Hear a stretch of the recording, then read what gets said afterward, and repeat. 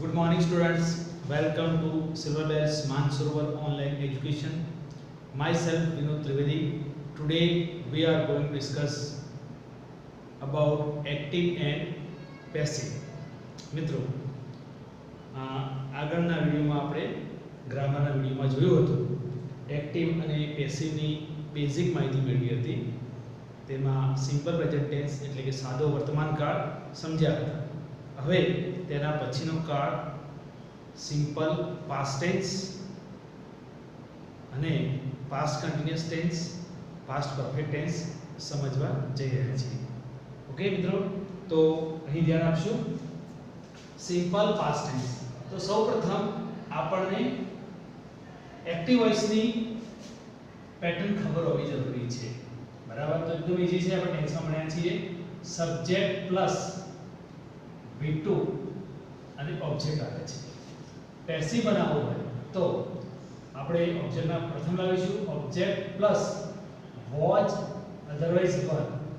આ બંનેમાંથી એક ઉપયોગ કરીશું. એક વચન હોય તો વોચ, બહુવચન હોય તો વર. તેના પછી V3. ખાસ મિત્રો યાદ રાખજો, આ જે V2 છે એને આપણે V3 માં કન્વર્ટ કરી દઈશું. તેના પછી બાય પ્લસ સબ્જેક્ટ. તો આ ફોર્મ્યુલાને આપણે ફોલો કરીશું. મિત્રો હવે તમે જોઈ શકો છો they defeated the enemy. તો તમારે જ્યારે આગામી ટેસ્ટ આવ્યો છે એમાં પણ એક્ટિવ અને પેસિવના સેન્ટેન્સ હશે.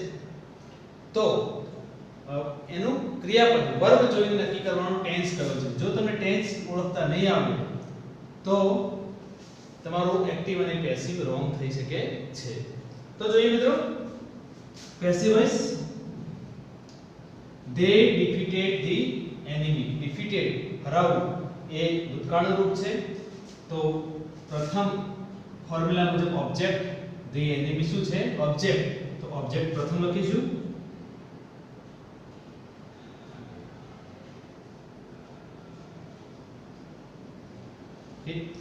the enemy પછી was કા તો were બંનેમાંથી સિલેક્ટ કરવું પડે. તો આપણે અહીં સિંગ્યુલર સમજીશું. the enemy સિંગ્યુલર છે, એક વચન છે. the enemy was. હવે with નો ઉપયોગ કરીશું. તો આ જે ક્રિયાપદ છે defeated તેનું વર્બ 3 બનાવવું પડશે. defeated નું વર્બ 3 defeated જ થાય છે. so the enemy was defeated. પછી by નો ઉપયોગ કરીએ છીએ વર્બ 3 પછી.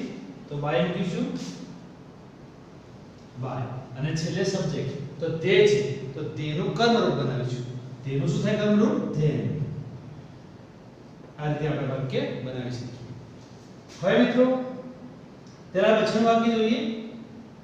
her father beat her badly. તો અહીં ખાસ ધ્યાન રાખો કે her father ઓકે beat મારું અને her તેણીને badly બહુ ખરાબ રીતે, ભયંકર રીતે મારી હતી. ઓકે, તેણીને તેના પિતાએ બહુ ભયંકર ખરાબ રીતે મારી હતી. તો તેનો પેસિવ વોઇસ આપણે બનાવવો હોય તો her જે છે તેનું આપણે જો આકારનું રૂપ છે તો તેનું કર્તા રૂપ બનાવવું પડે. એટલે કે her નું આપણે સી કરવાનું. Okay, C. હવે સી સાથે વોજ આવે. સી વોજ. હવે અધર પણ ઘણી વખતે હોય છે. આ બેઝિક તમે સાથે લઈ શકો છો. તો સી વોચ ઘણી રીતે પાછા પણ મુકાય છે, ઘણી વખતે વાક્યના શરૂઆતમાં પણ મુકાય છે. બરાબર?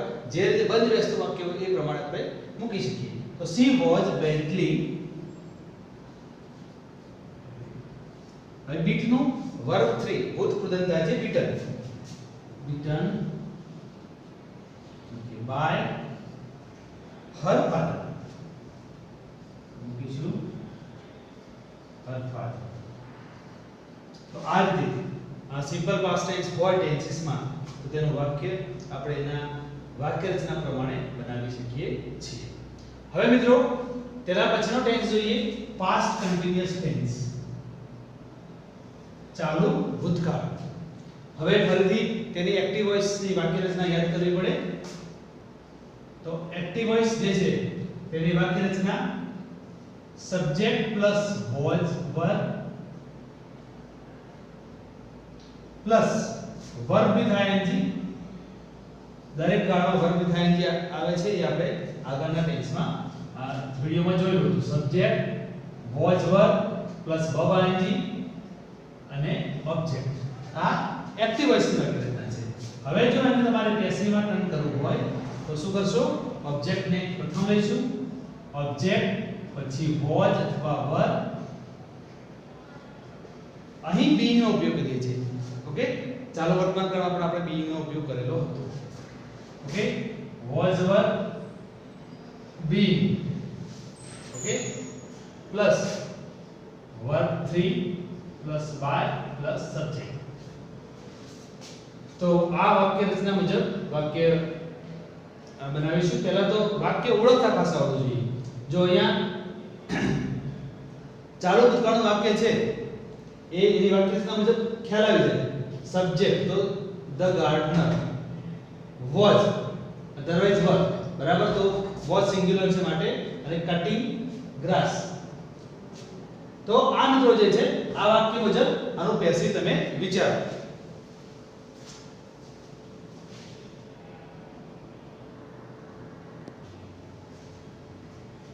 ઓકે મિત્રો, તો સબ્જેક્ટ છે the gardener, was verb with ING cutting અને ગ્રાસ, બરાબર. હવે પેસિવ બનાવતી વખતે ફરીથી ઓબ્જેક્ટ અહીંયા આપણે આગળ મૂકીશું. પેસિવ વોઇસ, ઓકે, શું છે? Object grass cutting the verb છે, ઓકે, અને ગાર્ડનર સબ્જેક્ટ છે. તો ઓબ્જેક્ટ પ્રથમ મૂકીશું ગ્રાસ, ઓકે, ભૂતકાળ છે માટે was being, cutting નું શું થશે? Cut. Grass was being cut by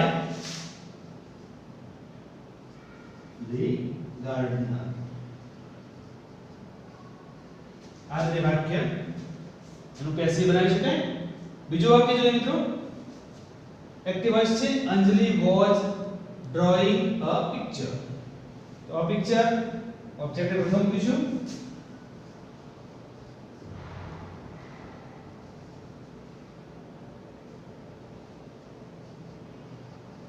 picture was being drawn by Anjali. આ પ્રમાણે એનું પેસિવ વોઇસ બને. મિત્રો નોટ ડાઉન કરજો તમારી ગ્રામર નોટમાં. જે પણ આપણે ગ્રામર ટોપિક બનાવીએ છીએ તે દરેકને તમે તમારી ગ્રામરની નોટમાં નોટ ડાઉન કરજો, જેથી કરીને રિવિઝનમાં તેનો ફાયદો મળી શકે.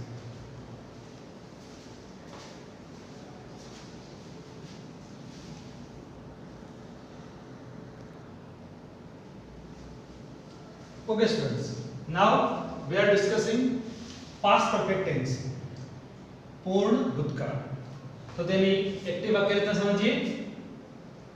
Active subject plus had plus V3 plus object.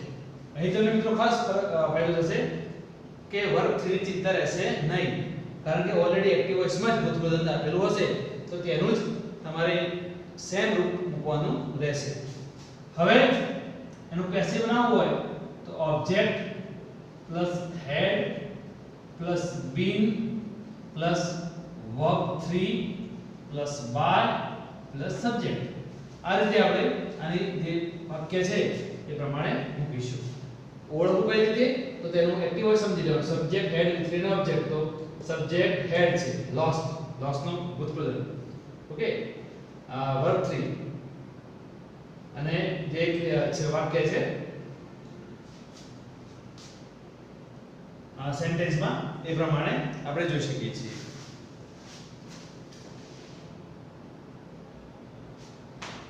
Okay students, તો પેસિવ વોઇસ સમજીએ.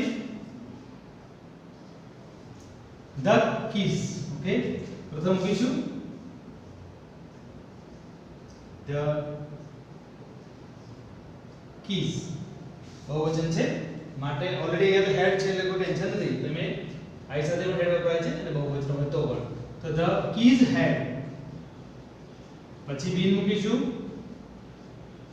had been, V3 એનું એક છે where is he, lost by હવે આ I નું જે છે એ મી કરવું પડશે કર્વ બનાવવું પડશે I નું તો છે મી the keys had been lost by me okay number next he had stolen a golden ring તેનું પેસિવ બનાવી ઓબ્જેક્ટ છે a golden ring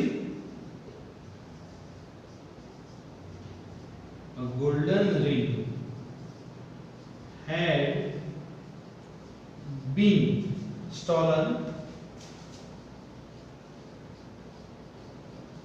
by he નું શું થશે મિત્રો he બરાબર છે તો આ રીતે આપણે પાસ્ટ પરફેક્ટ ટેન્સ હોય તો તેના પેસિવમાં વાક્ય બનાવી શકાય ફરીથી યાદ કરાવું છું તમારે ખાસ સેન્ટેન્સ જોતા જ એનું સ્ટ્રક્ચર જોઈને કાળ નક્કી કરી લેવાનું કયો કાળ છે પછી તમારે બંને જે પ્રમાણે હોય એક્ટિવ બનાવવાનું હોય કાં પેસિવ બનાવવાનું ઘણી વખતે એવું આપેલું હોય ચેન્જ ધ વોઇસ લખેલું હશે ખાસ ધ્યાન આપજો એવું નહીં હોય આ બધા આપણે એક્ટિવ માંથી પેસિવ પર ચેન્જ કરે પરંતુ ઘણી વખતે એવું હોય છે ચેન્જ ધ વોઇસ જ લખેલું હોય અને તમને પેસિવ ઓલરેડી આપેલું હોય તો પછી પેસિવ નું પેસિવ ના થાય આવું સેન્ટેન્સ આપ્યું હોય the keys had been lost by me તો પછી તેમાં ઉલટું કરી નાખવું પડે me નો I કરાય પછી had મૂકવું પડે પછી જે છે તમે been રિમૂવ કરો અને lost અને the keys આ રીતે મૂકવું પડે છે તો પેસિવ માંથી પણ એક્ટિવ કરવું એ જરૂરી છે આ બાબત તમે નોટ ડાઉન કરી નાખો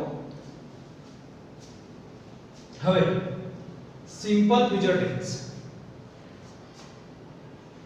past perfect tense past perfect continuous tense નું પેસિવ થતું નથી જે છેલ્લા જે કાળ છે 3 બરાબર એનું પેસિવ થતું નથી એટલે આપણે સિમ્પલ ફ્યુચર પર આવી ગયા મિત્રો હવે જોઈએ એક્ટિવ વોઇસ એની વાક્ય રચના subject plus shall will plus V1 plus object અહીં શેલ અને will આગળ ટેન્સમાં ભણી ગયા I ને V સાથે શેલ નો ઉપયોગ કરીએ છીએ બાકી બધા સાથે will પેસિવ બનાવવું હોય તો subject plus shall okay will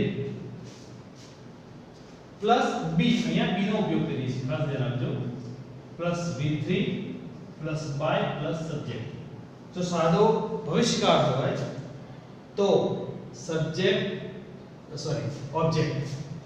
object shall will be V3 by અને સબ્જેક્ટ તેનો ઉપયોગ કરે ખાસ ઘણી વખત વિદ્યાર્થીઓ B નો મૂકવાનું ભૂલી જતા હોય છે તો ધ્યાન રાખજો હવે પેસિવ વોઇસ તેનું જ વાક્ય છે Ram will pay the bill તો the bill is an object the bill okay હવે શું આવશે will का shall will આવશે the bill will okay b મૂકીશું વાક્ય રચનામાં આપ્યું છે shall will પછી be pay p નું શું થશે pay paid by Ram okay આ જે સેન્ટેન્સ બનાવી શકાય છે હવે મિત્રો તેના પછીનું સેન્ટેન્સ જોઈએ I shall write a letter તો પેસિવ સ્ટ્રક્ચર જોઈએ આ સેન્ટેન્સ નું તો a letter પ્રથમ લખીશું ઓબ્જેક્ટ છે માટે a letter will ઓકે ભલે અહીંયા shall આવે પરંતુ અહીંયા letter a letter છે એટલે આપણે will ખાસ ધ્યાન રાખવાનું a letter will be right તો થશે written by I નું ફરીથી આપણે me કરી દઈએ ઓકે તો આ પ્રમાણે વાક્ય તેના પેસિવ વોઇસ બનાવી શકાય આ વાક્યને પણ નોટ ડાઉન કરી નાખો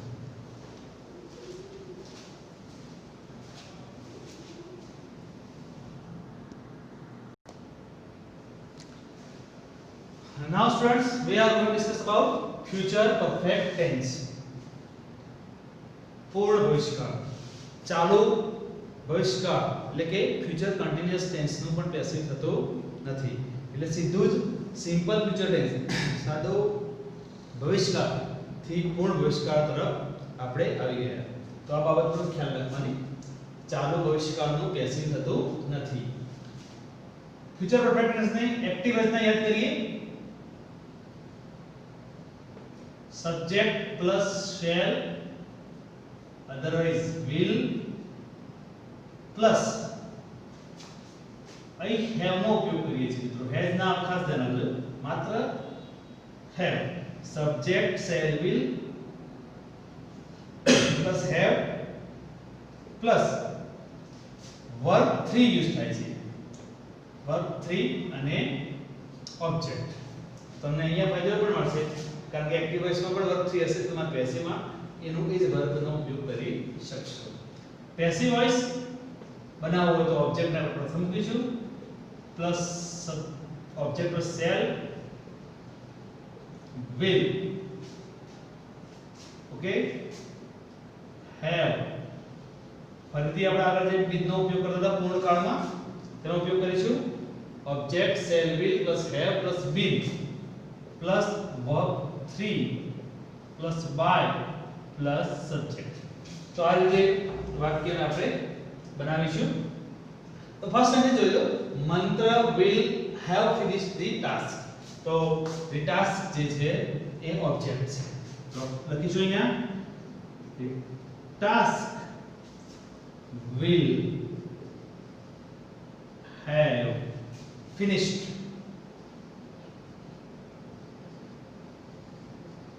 by mantra okay next sentence જોઈએ મિત્રો my friend will have brought a gift તો a gift છે ઓબ્જેક્ટ છે will have પૂરું વર્બ સમજી લઈએ અને my friend એ સબ્જેક્ટ છે તો પેસિવ કરીયાનું a gift પ્રથમ કહીશું a gift will have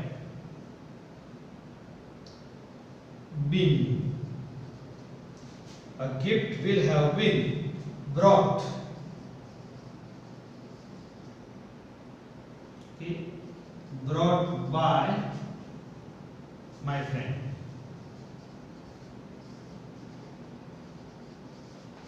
તો એક અહીં બાબત થોડી ક્લિયર કરી દેજો the task will have પછી એ been મૂકવાનું છે been તો અહીં been મૂકીશું the task will have been finished by મંત્ર અહીં been મૂકવાનું રહી ગયું તો એ ખાસ ક્લિયર કરી નાખજો the task will have been finished by મંત્ર ઓકે અહીં a gift will have been brought by my friend તો આ જે છે એ સેન્ટેન્સમાં તમે આ પ્રમાણે તેના પેસિવ બનાવી શકશો આ બાબતને નોટ ડાઉન કરી નાખો